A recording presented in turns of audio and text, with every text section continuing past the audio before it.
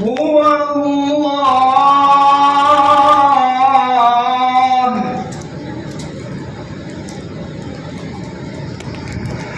والله الذي لا إله إلا هو عالم الغيب والشهادة هو الرحمن الرحيم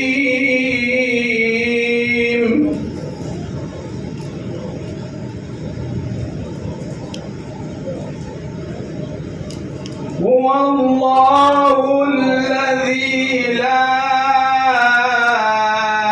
إله إلا هو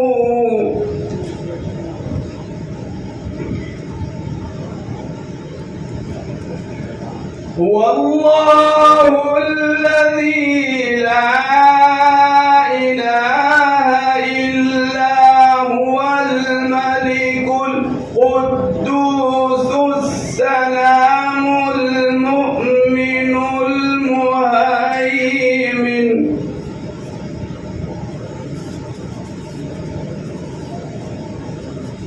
الملك القدوس السلام المؤمن المهيمن العزيز الجبار المتكبر سبحان الله عما يشركون هو الله الخالق الباري هو الله الخالق البارئ المصور له الأسماء الحسنى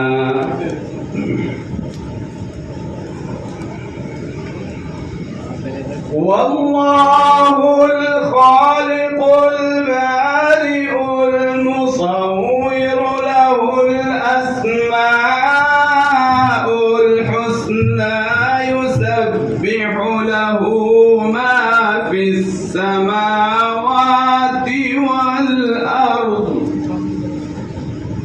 يسبح له ما في السماوات والأرض وهو العزيز الحكيم صدق الله العلي العظيم اللهم صل على محمد وآل محمد وعجل فرجهم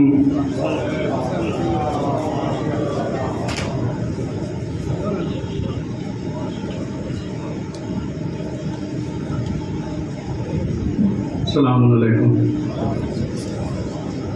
یہ حجت الاسلام علی جناب مولانا حیدر مہدی کریمی صاحب اپنے خاص بہن میں تلاوت کلام پاک کی تلاوت فرما رہے تھے. واقعاً ہم ان کے بہت شکر گزار ہیں. جب بھی ان سے گزارش کی اپنا قیمتی وقت قربان کر کے اور درگاہ شاہ مردہ کے لیے انہوں نے پہل کی. ہر موقع پر مولا ان کو طول عمر عطا فرمائے.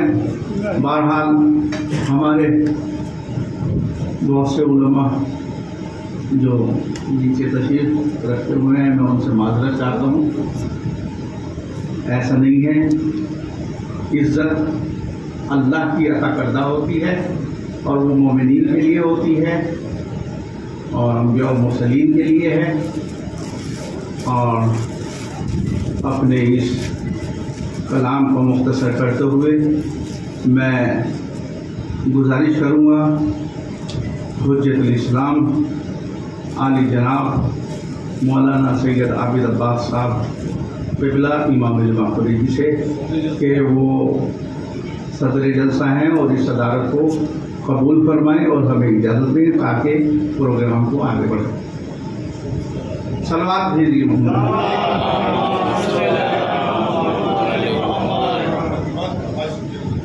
اور اب میں بڑے ہی ادب و احترام سے گزارش کروں گا حجت الاسلام عالی جناب مولانا سید نور اللہ زیدی صاحب سے کہ وہ مائک پر تشریف لائیں اور وہ احساسات جو درگاہ شاہ مرتضیٰ سے متعلق محسوس کیے ہیں وہ مومنین اور علماء کرام کے سامنے بیان فرمائیں. ایک صلوات سے ان کا استقبال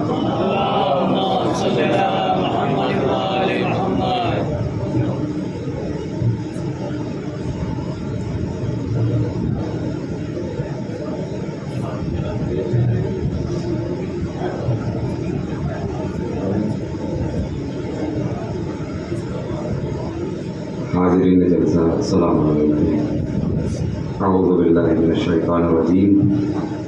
بسم اللہ الرحمن الرحیم. قال امیر المؤمنین علی بن ابی طالب علیہ السلام. صلوات علی محمد و آل محمد. بسم اللہ الرحمن الرحیم. ولکن اعینی بورع واجتہاد وعفۃ والصلاۃ. عزیزان جلسہ اور علماء کرام، چند گزارشات اور چند معروضات آپ کی خدمت میں پیش کر لیں. زیادہ وقت لینا مقصود نہیں ہے.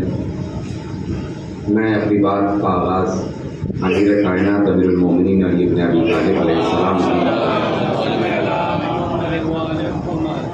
اس مکتوب سے کرتا ہوں جو امام نے عثمان ابن حنیف کو تحریر کیا.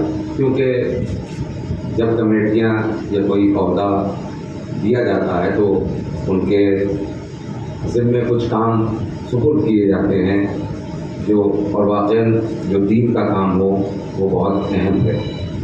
اسی لیے امام نے اس خط میں چند باتوں کو واضح کیا اور وہ ہر کمیٹی، ہر تنظیم اور جس جگہ بھی کام کر رہی ہو، چاہے چھوٹی ہو یا بڑی، سب کو ان باتوں کا خیال رکھنا چاہیے. میں یہاں سے بات کا آغاز کرتا ہوں کہ جب آپ نے دیکھا کہ ابھی ایک حادثہ رونما ہوا ابراہیم رئیسی صاحب کا، جب ان کو صدارت کا عہدہ دیا گیا تو ان کا ایک فقرہ واقعاً ہر تنظیم کے لیے مشعل راہ ہے، اور وہ یہ کہ جب انہیں صدارت کا عہدہ دیا گیا تو ان کے خاندان کے لوگوں نے کہا کہ آپ نے صدارت کا عہدہ جو سنبھالا ہے، اور وہ بھی اس حالات میں کہ ایران کے اقتصادی حالات کمزور ہیں، اور ان معاملات میں اگر آپ نے صدارت سنبھالی ہے کہیں ایسا نہ ہو کہ آپ کی آبرو اور عزت چلی جائے. تو ان کا یہ فقرہ واقعاً ہر تنظیم کے اور ہر کمیٹی کے لیے نمونے اور مشعل راہ ہونی چاہیے. انہوں نے کہا کہ میں نے ان معاملات میں جو صدارت کا عہدہ سنبھالا ہے، اور آپ جو کہہ رہے ہو کہ ان معاملات میں میری عزت اور آبرو چلی جائے گی، تو میں نے اپنی عزت و آبرو کا سودا اللہ سے کر لیا. میں نے اپنی عزت و آبرو کا سودا اللہ سے کر لیا. یعنی یہ یقین بتاتا ہے کہ جو اپنی عزت و آبرو کا سودا اللہ سے کر لے وہ منصب یا عہدوں کے لالچ میں نہیں رہتا، اور وہ اس ایمانداری سے کام کرتا ہے کہ جو ہمیں یہاں دکھ بھی رہا ہے. باطناً تو ہم کسی کا کوئی فعل نہیں جانتے، لیکن ظاہراً جو دکھ رہا ہے وہ بہت بہتر ہے اور بہت اچھا ہے، اور انشاءاللہ آگے بھی یہ اچھا ہوتا رہے گا. بس میں امام کی اس حدیث کے بعد ایک چند باتیں اس ذیل میں کہنا چاہتا ہوں اور ختم دعا. امام نے ارشاد فرمایا عثمان ابن حنیف اگر تم میرے ساتھی بننا چاہتے ہو. دیکھیے ہم جب تنظیم یا کسی نظام کو سنبھالتے ہیں، کسی عہدے کو قبول کرتے ہیں، تو سب سے پہلے ہماری نظر میں سیرت اہل بیت ہونا چاہیے.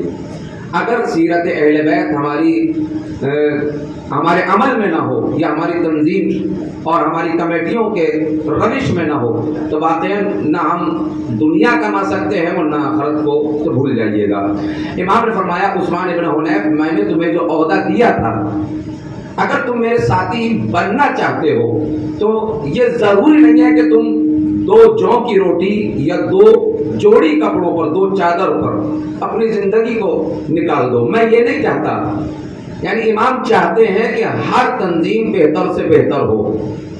इमाम कह रहे हैं कि तुम ये नहीं कर सकते कि तुम 2 रोटियां या 2 जोड़ी कपड़ों पर अपनी जिंदगी को गुजार दो। मैं ये चाहता हूं कि तुम अगर मेरा साथ देना चाहते हो तो याद रखना, बेवरा यानी तकवे से मेरा साथ दो। ये ख्वाहिश इमाम अली अलैहिस्सलाम है। अगर किसी तंजीम या किसी कमेटी में दीन का पासो लिहाज न रहे तो वो कमेटियां नहीं होती, न वो तंजीम होती है। मैं ज़्यादा इशारा नहीं कर रहा, ज़्यादा खुलासा नहीं कर रहा, आप बाफहम है, बाइल्म है, आप जानते हैं। बस मैं तो एक नुक्ते की तरफ नज़र कर रहा हूँ, आपको मुतवज्जे कराना चाहता हूँ। अगर बिलवरा, इमाम फरमाते हैं, अगर मेरे साथी बनना चाहते हो तो बिलवरा यानी तकवे को इख्तियार करो। तकवा इलाही क्या है? छठे इमाम जाफर सादिक अलैहिस्सलाम ने इसके बारे में इरशाद फरमाया, उलमाए कराम जानते हैं, सिर्फ जवानों को समझाने। तकवे से मुराद यह है कि इंसान हराम से बचे। तकवे से मुराद ये नहीं कि नमाजों को तूल दे, तकवे से मुराद ये नहीं कि रोजों को ज्यादा कसीर तादाद में रखे। तकवे से मुराद यह है कि हराम से बचे। यानी बस जुमले को समेट कर ये कहूँ, जो कमेटियां, जो तंजीम हराम से बचेगी वही कामयाब होगी, जो ना बचेगी वो कामयाब नहीं हो सकती, वो कामयाबी नहीं हो सकती। इमाम की ख्वाहिश है, मैं नहीं कह रहा, इमाम बिलवरा, अगर मेरे साथी बनना चाहते हो तो तकवे को इख्तियार करो और जो इस राह पे चल पड़े। दुश्मन जमाना होता है, होता रहे, उसका कोई कुछ नहीं बिगाड़ सकता। क्यों? इमाम अली ने इसमें जवाब दिया है, ऐ उस्मान इब्न हुनैफ, ये लोग कहते हैं कि अली बूढ़े हो गए हैं और अब किसी काम के लायक नहीं रहे और अब तलवार वही नहीं उठा रहे, तो इनसे कह देना, जंगल की सूखी हुई लकड़ी जब आग लगाती है तो पूरे जंगल को राख कर देती है। जब जंगल की सूखी हुई लकड़ी में आग लगती है तो पूरे जंगल को राख कर देती है। यानी इमाम बताना ये चाहते हैं, चाहे जिस्म लागर हो जाए लेकिन अपना अज़्म और हौसला पस्त न हो। बस इसमें ज्यादा खुलासा नहीं करना चाहता। इमाम ने दूसरी फरमाइश की कि मैं तुमसे चाहता ये हूं, पहला तक़वा बिलवरा व इज्तिहाद। देखो, जब तुम कोई तंजीम लेकर चलते हो तो मुसीबतें भी आती हैं, परेशानियां भी आती हैं, इल्जामात भी आते हैं, लेकिन इमाम ने फरमाया तुम सही और कोशिश करते चले जाना, तुम कोशिश करते चले जाना। लेकिन ये तभी होगा जब तुम्हारे साथ वरा होगा, जब तुम्हारे साथ तकवे की सिफत होगी, तो तुम कोशिश से हारोगे नहीं। कोशिशों से वही हार जाते हैं जिनके पास तकवे की सिफत नहीं होती। मसलन किसी ने किसी इल्जाम लगा दिया तो हमें अपने आज़म पर भरोसा ना हुआ और हमने उस काम को अधूरा छोड़ दिया। नहीं, जब राह खुदा में कोई बेड़ा, कोई कदम उठा लिया है तो उस काम को पूरा किया जाए। फिर इमाम ने फरमाया तीसरी बात, मैं जल्दी खत्म कर रहा हूं, ज्यादा वक्त नहीं लेना है। इमाम ने तीसरी बात फरमाई, बिलवरा व इज्तिहाद व इफ़्फ़त। ये बड़ा अहम मौजू है। जब हम कोई दीन का काम करते हैं, ये दो तो होने ही चाहिए। इफ़्फ़त क्या है? यानी पाक दामनी। दुनिया इल्जाम लगाती रहे लेकिन हम खुदा की नजर में अगर पाक हैं तो सब कोई हमें बेइज्जत नहीं कर सकता। यानी इमाम बताना ये चाहते हैं, अगर तुम्हारा पाक दामन है तो कोई नजिस करने की कोशिश नहीं कर सकता, जो करेगा वो खुद नजिस हो जाएगा। अब इमाम ने इरशाद फरमाया वस्सदार, ये आखिरी बात। इमाम ने कहा सलामत रवि। 4 चीजें हुई, वरा यानी तकवा गुजारी, वो इज्तिहाद यानी कोशिश करना किसी मैदान में, तीसरी नंबर पर इफ़्फ़त यानी अपने दामन को पाक रखना, और चौथे नंबर पर इमाम ने इरशाद फरमाया अपने दामन की पाकीज़गी के साथ साथ तुम वस्सदात सलामत रवि रखना। अब सलामत रवि के लिए बहुत सी मिसालें हैं, मैं इसमें नहीं जाना चाहता। यानी जिनके पास ये चारों बातें होंगी तो इमाम इरशाद फरमाते हैं कि वो मेरा शिया। یعنی میرا شیعہ اس طریقے سے نہیں بن سکتا کہ تم جو امام علی نے کیا ہے، مثال کے طور پر امام نے خود نے کہہ دیا کہ 2 روٹیوں پر اپنی زندگی کو گزار لو، نہیں ہو سکتا. 2 جوڑی کپڑوں پر اپنی زندگی کو نکال دو، نہیں ہو سکتا. امام نے کہا میں یہ نہیں چاہتا، مگر چاہتا یہ ہوں کہ یہ 4 باتوں کو اپنے دامن میں باندھ لو، اپنی زندگی میں لے کر آ جاؤ. بس ایک مختصر سی بات کہ جو بھی کمیٹی یا جو بھی تنظیم کام کرتی ہے، اگر ان 4 باتوں کا خیال نہیں کر سکتی تو واقعاً وہ لائق اعتبار نہیں ہے، وہ لائق بھروسہ نہیں ہے. کیوں؟ اس لیے کہ دین کا کام وہ سنبھالے جو خود تقوی گزار ہو. دین کا کام خود وہ سنبھالے جو خود پاکیزہ ہو. دین کا کام وہ سنبھالے جو واقعاً اپنے کاموں کا مجتہد ہو. بس عزیزو، کیوں؟ اس لیے کہ آخری بات اور ختم ہوا، ہم ان کوششوں کو یہاں دیکھ بھی رہے ہیں کس طریقے سے کام ہو رہا ہے. ظاہری طور پر دیکھا جا سکتا ہے کہ درگاہ شاہ مردان میں جو کمیٹی نے کام کیا ہے یا کر رہی ہے، پروردگار ان کے تمام عمل کو قبول فرمائے اور ان کے کاموں کو اور مزید ترقی عطا فرمائے. وآخر دعوانا الحمدللہ رب العالمین.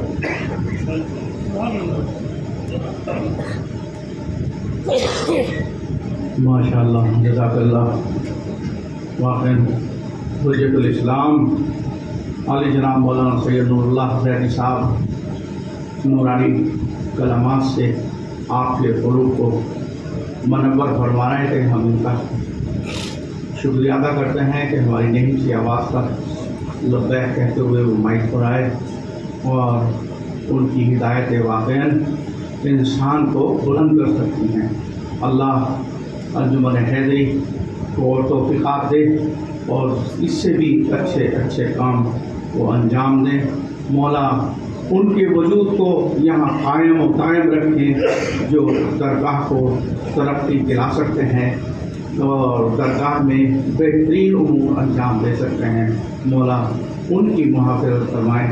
اور بغیر کسی تمہید کے قاری قرآن حجت الاسلام علی جناب مولانا حیدر مہدی صاحب سے میں گزارش کروں گا کہ وہ مائک پر تشریف لائیں اور جو آپ نے یہاں درگاہ شاہ مردہ میں دیکھا اس کو مومنین کے دلوں کو اس بیان سے منور فرمائیں.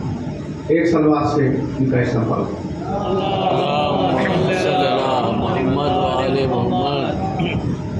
السلام علیکم ورحمۃ اللہ.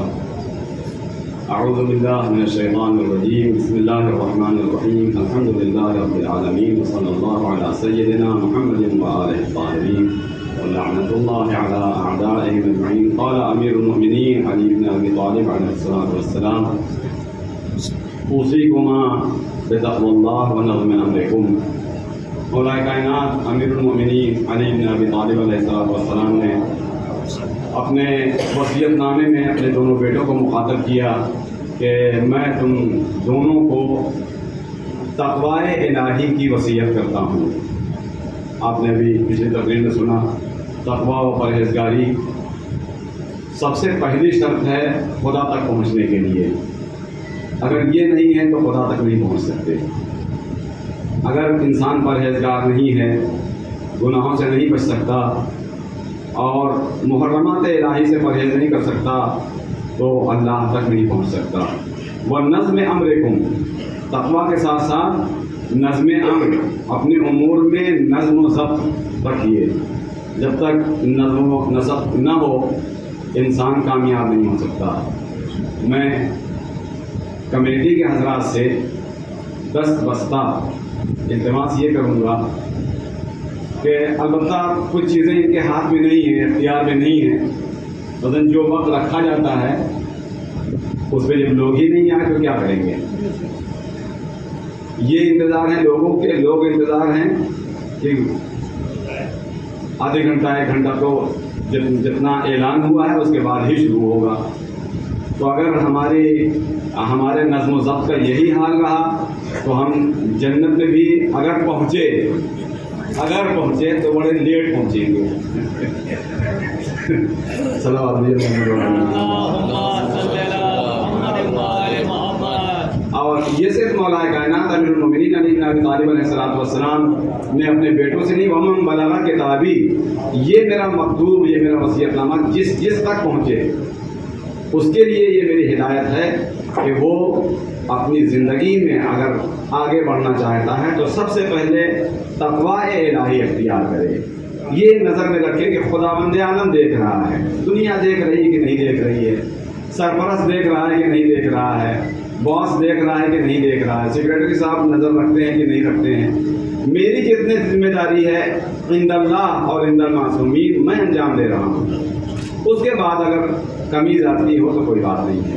لیکن انسان صرف یہ دیکھتے کہ باس مجھے دیکھ رہا ہے، مدیر مجھے دیکھ رہا ہے، یا میرے اوپر کے جو اراکین ہیں، برجستہ ترین افراد ہیں، وہ دیکھ رہے ہیں تو ٹھیک میں کام کر رہا ہوں، اور جہاں ان کی نظر بچی پھر ویسے ہی بیٹھ گیا اور ڈھیلا پڑ گیا. لہذا ضروری ہے کہ انسان تقوی الہی اختیار کرے. تقوی الہی کے بعد پھر بنظم امرکم، اپنی زندگی میں نظم و ضبط رکھو. جب تک نظم نہیں رکھو گے کبھی بھی کامیاب نہیں ہوگے. جتنے لوگوں کی کامیابی آپ دیکھیں گے ان کی زندگی پہ آپ نظر ڈالیے تو انہوں نے نظم و ضبط کو رکھا ہے. نمازیں کیوں وقت سے پڑھنے کے لیے کیا کہی گئی ہیں، کیوں اتنی تاکید کی گئی ہے، اول وقت نماز پڑھی جائے، اول وقت نماز پڑھی جائے، اول وقت نماز پڑھی جائے. اور ہمارا یہ حال ہے کہ ارے 12 بجے سے یا 12:20 سے مثلا وقت ہے اور عصر تک ہے، اتنا لمبا وقت ہے، کسی وقت پڑھ لیں گے. یعنی یہ یاد ہے کہ اتنا وقت ہے، شریعت نے کہا ہے، لیکن یہ یاد نہیں ہے کہ معصومین علیہ السلام نے سفارش فرمائی ہے اول وقت نماز پڑھنے کی. کتنے فوائد ہیں اس کے. بہرحال میں زیادہ طول نہیں دینا چاہتا. یہاں نظم امر سے متعلق اگر آپ پوری کربلا پہ نظر کریں تو یہ نظم و ضبط ہی دکھ رہا ہے کہ آج جہاں خاک اڑتی تھی، جہاں گڈھے تھے اور جہاں ناہموار زمین تھی اور انسان وہاں جانے سے پرہیز کرتا تھا، آج دیکھیے ہموار راستہ ہے، کیاریاں لگی ہوئی ہیں نظم و ضبط کے ساتھ. یہ کہنے کی ضرورت نہیں ہے، کام خود بتاتا ہے کہ ہم اچھے ہاتھوں میں پڑے ہیں. اور لوگ خود بتائیں گے کہ کام ہو رہا ہے. کام کو کہنے کی ضرورت نہیں کہ ہاں ہم کام کر رہے ہیں. لہذا یہ قابل مبارکباد ہے یہ انجمن اور اس کے اراکین کے تمام مناسبات کے اوپر یہ پروگرام کرتے ہیں اور ان پروگراموں کو بڑی تندہی کے ساتھ اور اس میں نظم و ضبط ہے. لیکن جہاں نظم و ضبط نہیں ہے، بہرحال میں نے کہا کہ یہ کمی ہے. اس کمی کو اگر دور کر دیا جائے تو اس لیے کہ جو لوگ وقت سے آ جاتے ہیں وہ 1 گھنٹہ، پون گھنٹہ، 1.5 گھنٹہ ان کا لاس ہوتا ہے، وہ پھر ملول خاطر ہوتے ہیں. آئندہ پروگرام میں سوچتے ہیں کہ اب لیٹ آئیں گے، تو ہمارا پروگرام جب لیٹ شروع ہوگا تو ظاہر ہے لیٹ کے جتنے نقصانات ہیں وہ سب ہمیں اٹھانے پڑیں گے. بہرحال یہ انجمن قابل مبارکباد ہے اور اس کی حوصلہ افزائی ہونی چاہیے، تشویق ہونی چاہیے. اور جو لوگ اعتراض کرتے ہیں، اعتراض تو اگر اچھے کاموں پہ نہ ہو تو پھر وہ اچھا کام ہی نہیں ہے. ہمیشہ اعتراض اچھے کام پہ ہوتا ہے. جو لوگ اعتراض کرتے ہیں اگر ان کے ہاتھوں میں دے دیا جائے جبکہ ان کا سابقہ معلوم ہے، ان کے گزشتہ امور معلوم ہے کہ وہ کن چیزوں میں لپت تھے، وہ خود کتنے ملوث ہیں فراڈ میں، غلط بیانیوں میں، غلط چیزوں میں. اگر ان کے ہاتھ میں یہ دین کا کام دے دیا جائے تو یہ کہاں کا انصاف ہے. اور جس نے محنت کی، جس نے دھکے کھائے، جس نے وقت دیا، جس نے مقدمہ بازی میں وقت صرف کیے، لاٹھیاں کھائیں، وہ یوں ہی دے دے گا. اور یہ اپنی پراپرٹی تو نہیں ہے، یہ امام کی پراپرٹی ہے. جب امام کی پراپرٹی ہے تو اس کو اللہ کو نظر میں رکھتے ہوئے اس کے لیے وقت رکھنا چاہیے اور اب اللہ کے لیے کام انجام دینا چاہیے. اگر اللہ کے لیے کام انجام دیا ہے تو آپ کا یہ عمل اللہ کے نزدیک مقبول ہے اور انشاءاللہ آپ اسی کے ذریعے سے جنت میں جائیں گے. لیکن اگر اللہ کے لیے نہیں انجام دیا ہے، دوسروں کے لیے انجام دیا ہے، تو ظاہر ہے دوسروں سے پھر اس کا صلہ بھی لیجیے گا، اللہ کے ماں اس کا کوئی صلہ نہیں ہے۔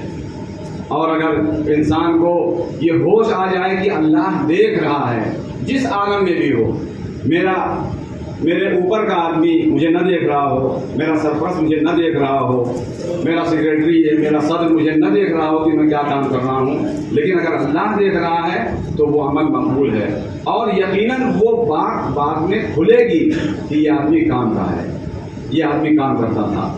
لیکن اگر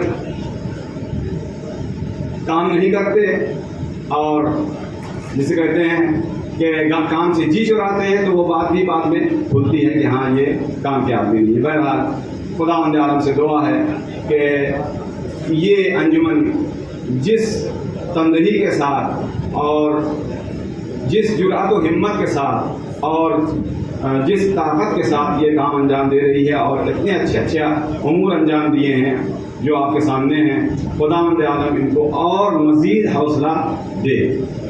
پالنے والے اہل بیت طاہرین علیہ السلام کے صدقے میں ان کو دن دونی رات چوگنی ترقی عنایت فرمائے، پالنے والے ان کو ہمت و حوصلہ دے اور دشمنوں کے شر سے ان کو محفوظ رکھ۔ پالنے والے اہل بیت طاہرین علیہ السلام کے لیے یہ لوگ کام کر رہے ہیں، پالنے والے ان کو ان کے مقاصد میں کامیابی اور کامرانی عنایت فرمائے۔ بار الہ ہم سب کو گناہوں سے بچا لے، پالنے والے ہمارے گناہوں کو بخش دے۔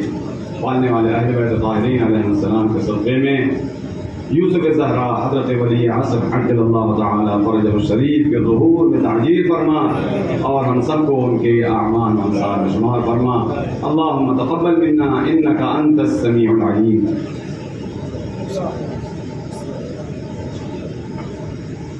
اب بغیر کسی ترتیب میں انجمن حیدری سب رجسٹرڈ دہلی کے جنرل سیکرٹری عالی جناب سید بہادر عباس نقوی صاحب سے گزارش کروں گا کہ وہ مائک پر تشریف لائیں اور آج کے پروگرام سے متعلق مومنین کے فروغ کو منعقد کریں۔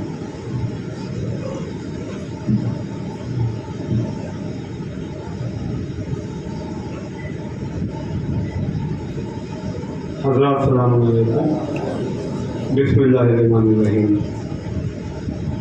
آج یہ انجمن حیدری کی جنرل باڈی کا مقصد یہ ہے سب سے پہلے کہ جو حالات ابھی چل رہے ہیں، کس طریقے سے دشمن نئی نئی چالیں چل رہا ہے، کس طریقے سے ابھی بھی اس تحریک کو روکنے کی کوشش کی جا رہی ہے۔ اور جیسا ابھی مولانا نے کہا کہ جو لوگ پاسٹ میں جن کے کیا رول رہے ہیں، کیا کیا ہے ان لوگوں نے اور کیا کیا ہوا ہے، وہ لوگ آج بھی دانت گڑائے بیٹھے ہیں، کیونکہ آپ نے دیکھا کہ پہلے درگاہ شاہ مرزا کے کیا حالات تھے جب ان کے پاس درگاہیں تھیں، ذمہ داریاں تھیں۔ اب جب ذمہ داریاں اس نئی کمیٹی کے آنے کے بعد، جب آفتاب شریعت مولانا کلر جواد صاحب کی سرپرستی میں جو یہ کمیٹی آئی، جو یہ کام کر رہی ہے، جس میں آپ سب لوگوں کا، تمام علماء کرام کی سرپرستی جس میں ہمارے کو ملی ہوئی ہے، ان کا ہمارے ساتھ ہے، اس کے بعد جو کامیابیاں ملی ہیں وہ برداشت نہیں ہو رہی ہیں۔ اس کے اندر الگ الگ وجوہات ہیں، آدمی کی، مکاریوں کی۔ اب ایک حالات جو تازے ہیں میں ان کے بارے میں روشنی ڈالنا چاہوں گا۔ انجمن حیدری درگاہ شاہ مرزا کے متعلق تمام مقدمے لڑی، تمام مقدمے لگوائے، سر پڑوائے، جیل گئے، یہاں تک کہ بچے کی آنکھ تک چلی گئی۔ زمین کے اوپر جس طریقے علماء کرام نے کتنی بار گرفتاریاں دی، باقاعدہ جو ہے مولانا حافظ صاحب جن کی سرپرستی میں آج یہاں یہ پروگرام ہو رہا ہے، باقاعدہ پارلیمنٹ اسٹریٹ تھانے میں فون جمع ہو گئے، جوتے اتار لیے گئے، گرفتاری مطلب جو آپ سمجھ لیجیے گرفتار ہو گئے، ہمیں جیل بھیجنے کی تیاری تھی۔ کئی علماء کرام کئی بار جو ہے گرفتار ہوئے۔ اس کے بعد جو کامیابیاں ملی ہیں ان کو برباد کرنے کے لیے جب کوئی چارہ، انجمن کو ڈرانے میں وہ ناکامیاب ہوئے، انجمن کو خریدنے میں ناکامیاب ہوئے، اور اس کے بعد انہوں نے شڑیانتر اور کھیل رچا جس کے اندر امانت اللہ خان جو چیئرمین تھا وقف بورڈ کا، اس کے ذریعے انجمن حیدری پہ قبضہ کرنے کی کوشش کی گئی۔ اس میں انجمن حیدری جو گزٹیڈ متولی ہے، جو ایک رجسٹرڈ سوسائٹی ہے، اس کے اندر امانت اللہ خان نے 91 لوگوں کی ایک کمیٹی بنائی۔ کمیٹی ہوتی ہے عام طور پہ 7 لوگ کی، 5 لوگ کی، 10 لوگ کی۔ اس کمیٹی کی جو سرپرستی کر رہے تھے وہ اس طریقے کے لوگ تھے کہ ایک اس کے اندر صوفی کلوا، جو ہر جگہ سب سے آگے وقف بورڈ میں سب جگہ دکھتے تھے، جو لیٹر بھی وہی لے کے آئے تھے۔ جب ان کا انتقال ہوا، باقاعدہ اخبار میں جب ان کے مرڈر پر خبر چھپی کہ سٹا کنگ صوفی کلوا مارا گیا، جو سٹے کے کام میں شامل ہیں، جو دنیا جہان کے 2 نمبر کا شامل ہیں، جو پوری اس قوم کے اسے صدر، جن پہ 125 کروڑ کے گبن کا مقدمہ، جتنے قوم کے بے ایمان تھے انہیں کمیٹی کا ممبر بنایا گیا اور ذمہ داری دی گئی کہ آپ جائیے اور درگاہ پہ اپنے طاقت کے زور پہ، اپنی گنڈا گردی کے زور پہ، اپنے ہتھیاروں کے دم پہ جا کے قبضہ کریں۔ جس کے بعد باقاعدہ وہ لیٹر اخبار میں شائع ہوا، ہمیں وقف بورڈ سے آیا کہ آپ 30 دن کے اندر جو ہے اس کا رپلائی دیں اور آپ صاحب جو ہے اس میں قبضہ جو ہے دوسری کمیٹی کے حوالے کر دیں۔ جبکہ وقف بورڈ کو اس طریقے سے متولی چینج کرنے کی کوئی رائٹ ہی نہیں تھا، کوئی پاور ہی نہیں تھی۔ اس کے باوجود اس بے ایمان نے، امانت اللہ خان نے، جو اب کئی بار جو مقدمے ہوئے، اس نے یہ کمیٹی تشکیل دی۔ الحمدللہ جس کے اوپر بھاگ دوڑ کی گئی اور لیفٹیننٹ گورنر صاحب کے یہاں پر ریپرزنٹیشن دی گئی اور ایک ہائی لیول انکوائری ہوئی۔ تمام جو ہے جو اس کے اندر پروسیجر اڈاپٹ کیا گیا تھا کمیٹی بنانے کے اندر، اس کو پوری طریقے سے وائڈ ایب انیشو ڈکلیئر کیا گیا اور 30 دن پورے ہونے سے پہلے جو شوکوز نوٹس کا ٹائم تھا، جو اس آرڈر کے امپلیمنٹیشن کا ٹائم تھا، یہ تھا کہ 30 دن کے بعد قبضہ دے دیا جائے۔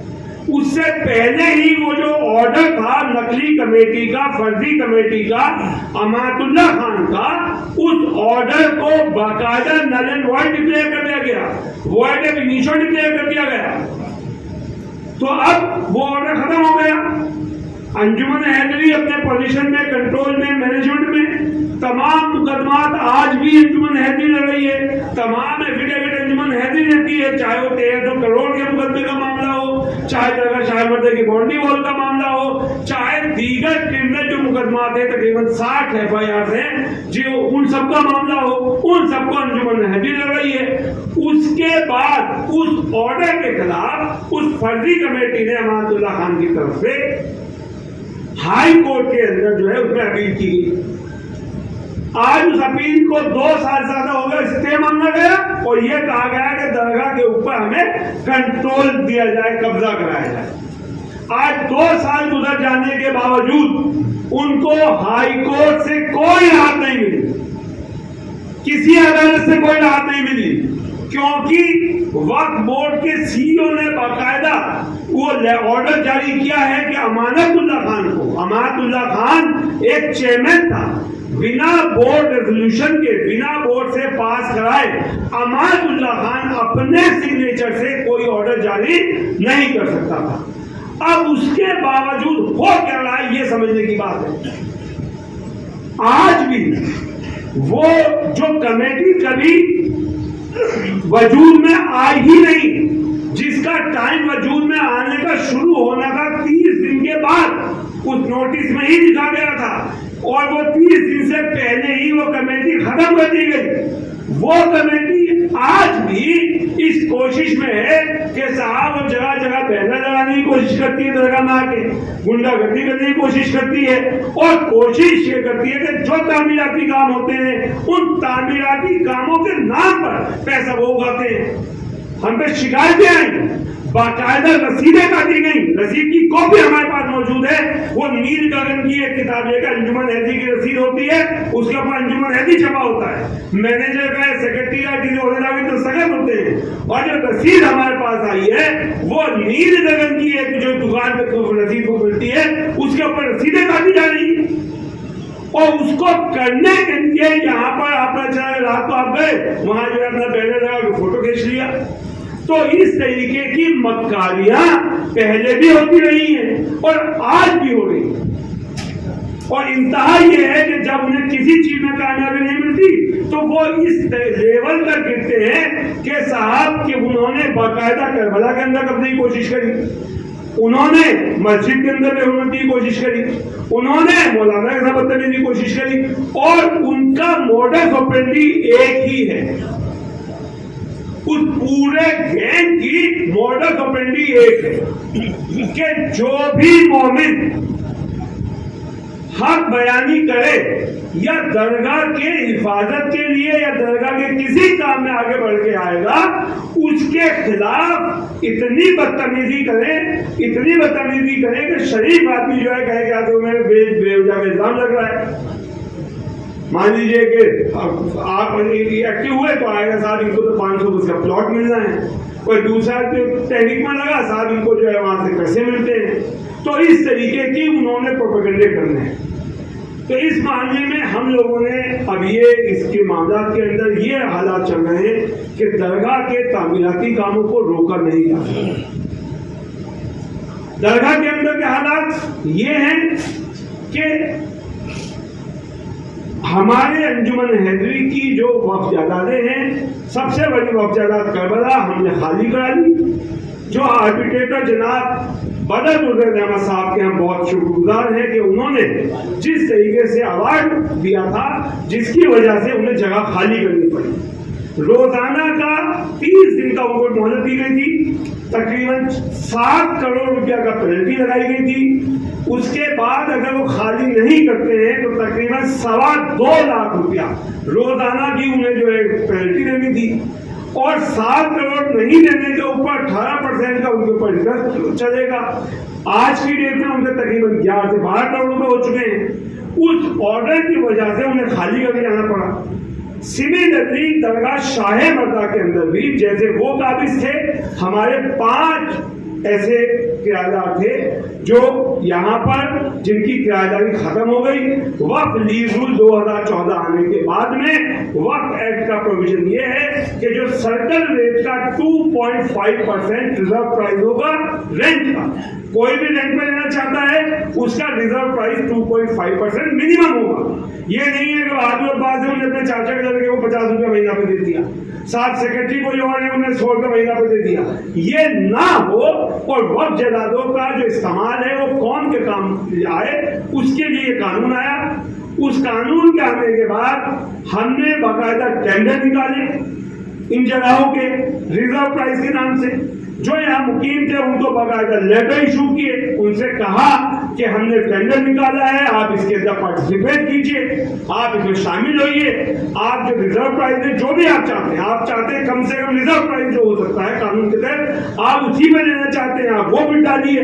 ہم نے وہ لیٹر بھیجے اور اشتہار نکالے، جس کے بعد ہمیں بل آئی باقاعدہ، اور جس کے اندر یہ جو ایریا ہے اس کے حساب سے ایک گھر کا کرایہ کسی کا 1,10,000 بنتا ہے، کیونکہ ایک گھر میں 4 گھر ہیں، 5 گھر ہیں، اس کے 3 منزلہ ہیں، 2 منزلہ ہیں. تو اس حساب سے ہم نے پر اسکوائر فٹ کے حساب سے رینٹ نکالا تھا.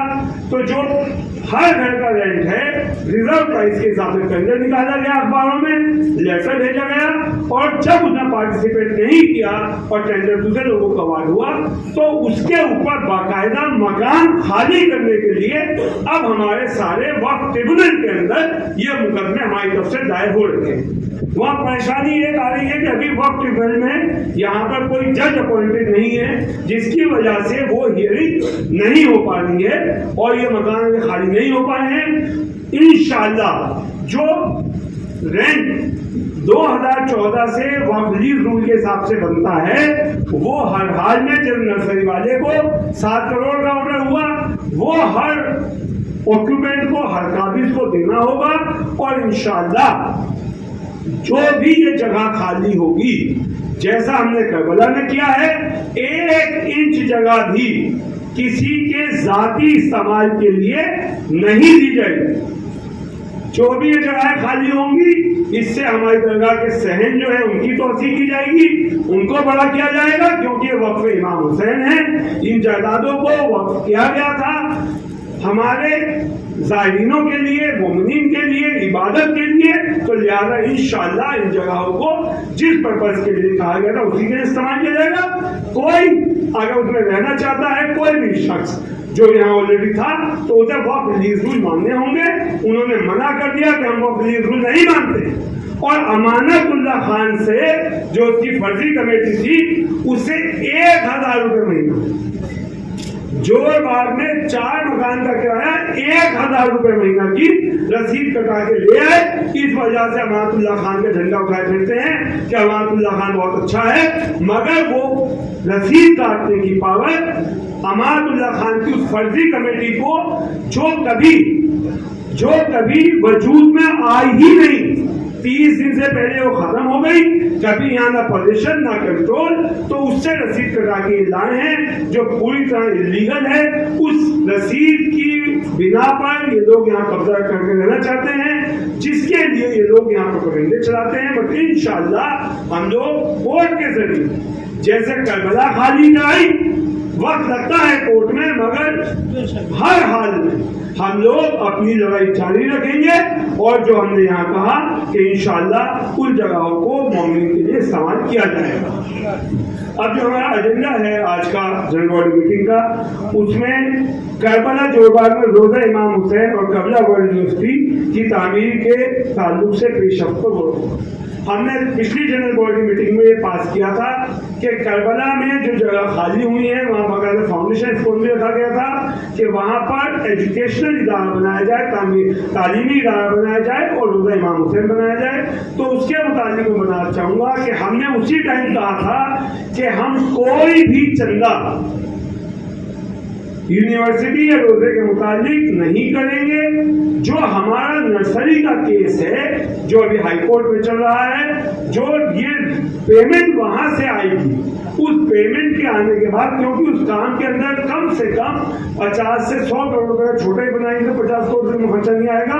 تو اگر ہم کسی کو بھی ٹینڈر دیں گے، کیونکہ وہ چوک سے لا کے لیبر سے کام نہیں ہوگا، تو ٹینڈر دینے پڑیں گے، چاہے کسی بلڈر کو دیں یا کسی کو دیں، تو اس کے لیے ایک ہیوج اماؤنٹ اسٹارٹ کرنے کے لیے چاہیے.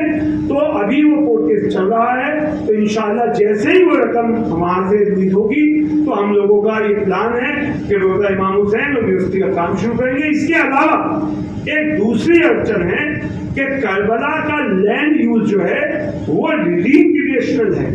ریکریشنل کا مطلب آپ کلب بنا سکتے ہیں، ریسٹورینٹ بنا سکتے ہیں، آپ ہوٹل بنا سکتے ہیں، آپ اس طریقے کی چیزیں وہاں بنا سکتے ہیں.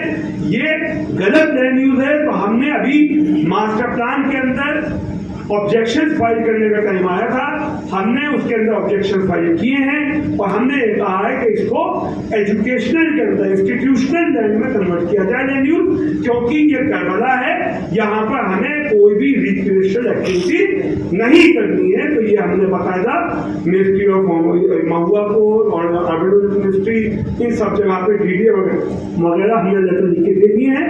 تو انشاءاللہ وہ لینڈ یوز چینج کا پوری دلی کا، ہمارا اکیلے کا نہیں، ہزاروں جگہوں پہ آبجیکشن گئے ہیں. تو انشاءاللہ اس کے ساتھ میں یہ لینڈ یوز چینج ہو جائے گا، تو یہ باقاعدہ آسانی ہو جائے گی اور اس کو انسٹیٹیوشن کرانے کا کام چل رہا ہے. اس کے بعد درگاہ کی 4 دیواری اور کربلا سے متعلق عدالتی مقدمات پر دیکھیے. درگاہ شاہ مردہ کا جو کیس ہے اس کا اسٹیٹس یہ ہے، ہم لوگوں نے سب سے پہلے جناب میر علی تقوی صاحب کے نام سے کیس کرا تھا، ریٹ پٹیشن 4907/2005 جو فائنلی 2011 میں ڈسپوز آف ہوئی، جس کے اندر ڈیمارکیشن ہو گئی، جس کے اندر باقاعدہ ڈیمارکیشن ایکسیپٹ ہو گئی، اور یہ تمام جگہ جہاں سامنے باؤنڈری بن چکی ہے اور پیچھے بارگاہ زینبیہ جہاں پر ہماری محرم کی مجالسیں ہوتی ہیں، یہ تمام ایریا نکار کھانے کا ایریا، اس جگہ کی ڈیمارکیشن ہونے کے بعد ججمنٹ آ گیا کہ ایز پر ڈیمارکیشن رپورٹ یہ لینڈ جو اس کی باؤنڈری وال بنائی جائے ٹو پروٹیکٹ وقف پراپرٹی. باؤنڈری وال بھی بنی ہے ٹو پروٹیکٹ وقف پراپرٹی. وہ ہمارا ہو گیا. اس کے خلاف سپریم کورٹ میں اپیل کی گئی، جو انجمن حیدری کیس جیتی تھی اس کے خلاف، جو سپریم کورٹ کی اپیل ڈسمس ہو گئی. سپریم کورٹ کی اپیل ڈسمس ہو گئی. اس کے بعد میں دوبارہ سے ایک कॉलोनी के करमवीर सिंह नागर हैं, उन्होंने पिटीशन फाइल करी कि मैं RWA का मेंबर नहीं हूँ, मैं एक इंडिविजुअल हूँ और मैं ये चाहता हूँ कि इन जगहों को सबको जो वक्त जलाते हैं इन सबको पार्क्स में कन्वर्ट कर दिया जाए और ये पार्क होने चाहिए। हमारे पास पार्क नहीं है, हमारे बच्चों के खेलने के लिए पार्क में कन्वर्ट कर दिया जाए। उसके बाद जब वहाँ पर हियरिंग हुई तो वहाँ पर बताया गया कि साहब ये तो ऑलरेडी वक्फ प्रॉपर्टीज हैं। तो फिर दोबारा जस्टिस बदर उबैद अहमद साहब ही उस टाइम हाई कोर्ट के चीफ जस्टिस थे, उन्होंने उस टाइम पे बाकायदा जो है दोबारा से एंडेंसी अगर कंटेम्प्ट के लिए कहा और कहा कि विद इन 1 मंथ आप बाउंड्री वॉल कंप्लीट करेंगे। तब ये जो बाउंड्री वॉल है आप सामने देखते हैं, तब ये बाउंड्री वॉल तामीर हुई थी। और उसके बाद में आज तक जब पीछे की बाउंड्री का मामला आया जहां पर ये पीपल का पेड़ है तो कुछ मकानों ने एंक्रोचमेंट की हुई थी, जिसकी वजह से उन मकानों की दीवार के आगे हमारी दीवार आ रही थी। तो कोर्ट ने लेआउट प्लान मांगा हुआ है, उसको आज समझ लीजिए तकरीबन 5 साल से एक बार LNDO लेके आया, वो हमने साबित किया कि फॉर्ज्ड है। ये बकायदा ऑर्डर्स में आया कि फॉर्ज्ड में फाइल किया गया है। उसके बाद DDA से कहा गया फाइल करिए, वो अभी तक लेआउट फाइल नहीं किया है, जिसकी वजह से डेट पड़ रही है। अभी अगस्त 2024 की इसकी डेट है। इंशाल्लाह जैसे ही ये कोर्ट से ऑर्डर होगा, टेंडर ऑलरेडी हो रखा है, तो ये पीछे का जो बाउंड्री बाकी है और आगे की बाउंड्री बाकी है, बाउंड्री हो जाएगी। कुछ लोग ये कहते हैं साहब कि करबला में माशाल्लाह इतना काम हो गया है, यहाँ पर जो बाहर का सहन है ये दरगाह के अंदर तामीर आती काम क्यों नहीं हो रहे? जवाब आपके पास होना चाहिए, आप सब हमारे रिस्पेक्टिव मेंबर्स हैं। यहाँ पर स्टेटस को है कोर्ट का, जो एक केस चला 646/2012 करमवीर सिंह नागर वर्सेस अंजुमन हैदरी, इसमें अभी कोर्ट का स्टेटस को है, जिसकी वजह से यहाँ पर जब भी हम कोई काम करने चलते हैं तो पुलिस ये कहती है कि यहाँ पर स्टेटस को है। जो जगहें लिटिगेशन में नहीं है, ये जो सामने का सहन है ये लिटिगेशन में नहीं है, जैसे नींद के नीचे का सहन है वो लिटिगेशन में नहीं है, तो ये जो अंदर का ये छोटा सा पोर्शन है ये लिटिगेशन का पार्ट नहीं है। तो यहाँ पर हम लोग काम कर सकते हैं, जहाँ हम लगातार अपने काम करते भी रहे हैं, चाहे हमने मूसा गार्डन के सामने का काम हो, स्टेयर्स का काम हो, नींद के नीचे का सहन बनाने का काम हो, मस्जिद के शेड का काम हो, ये अभी सहन का काम चल रहा है, तो ये हम काम कर पाते हैं। मगर पार्किंग का एरिया जो है, जहाँ पार्किंग होती है, जहाँ घुसते ही धूल और बुरा हाल है, वहाँ मजबूरी है कि स्टेटस को की वजह से हम लोग काम नहीं कर पाते हैं। और कोर्ट से इसका कोई स्पेसिफिक अगर ऑर्डर आए कि हाँ ये काम कंस्ट्रक्शन की कैटेगरी में नहीं आता है, तब तो ये काम हो सकता है, विदाउट कोर्ट ऑर्डर के ये नहीं होगा। तो इंशाल्लाह जैसे ही कोर्ट केस खत्म होगा तो ये हम लोग चार्ज वाले काम कंप्लीट करके ये काम भी सारे कराएंगे। अभी स्टेटस को के लिए हम लोग फंसे हुए हैं। तो अगला एजेंडा है नक्का खाने से मुताबिक। नक्का खाने के लिए जो आपने सब बाहर भी देखा, नक्का खाने में हम लोगों का पोजीशन हमारा है, कंट्रोल हमारा है, इस्तेमाल सिर्फ हम कर सकते हैं। वहाँ पर पहले छत तक मंडा भरा हुआ था, सब खाली कराकर सब हमारे पास है। कोर्ट का एक ऑर्डर हुआ है कि इसकी तामीर, इसकी रेनोवेशन, इसकी रिपेयर सिर्फ आप किसी या तो ASI से रजिस्टर्ड ठेकेदार से कराइएगा, या जो इसका एक्सपर्ट और हेरिटेज काम था उससे कराइएगा।